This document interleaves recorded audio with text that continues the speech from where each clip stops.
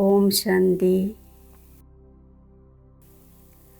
അഹങ്കാരവും മിഥ്യയും സമാപ്തമാക്കി ദയാമനസ്കരായി മാറുന്ന വിശ്വമംഗളകാരിയായി ഭവിക്കട്ടെ.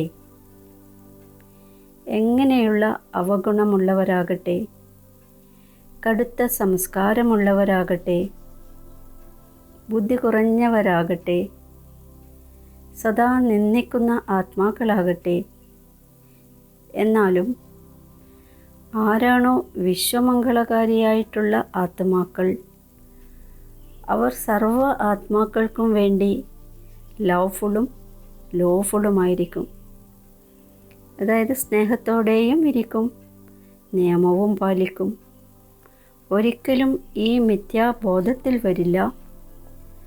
അതായത് ഇവർ ഒരിക്കലും നന്നാകില്ല, ഇവർ അങ്ങനെ തന്നെയാണ്, അതല്ലെങ്കിൽ ഇവർക്കൊന്നും ചെയ്യാൻ കഴിയില്ല, ഞാൻ തന്നെയാണ് എല്ലാം, ഇവരെ ഒന്നിനും കൊള്ളില്ല. ഈ പ്രകാരത്തിലുള്ള അഹങ്കാരവും മിഥ്യാബോധവും ഉപേക്ഷിച്ച് കുറവുകളെയും അവഗുണങ്ങളെയും അറിഞ്ഞുകൊണ്ടും ക്ഷമിക്കുന്നവരായ ദയാമനസ്കരായ കുട്ടികൾ തന്നെയാണ് വിശ്വമംഗളത്തിൻ്റെ സേവനത്തിൽ സഫലത നേടുന്നത്. ഓം ശാന്തി.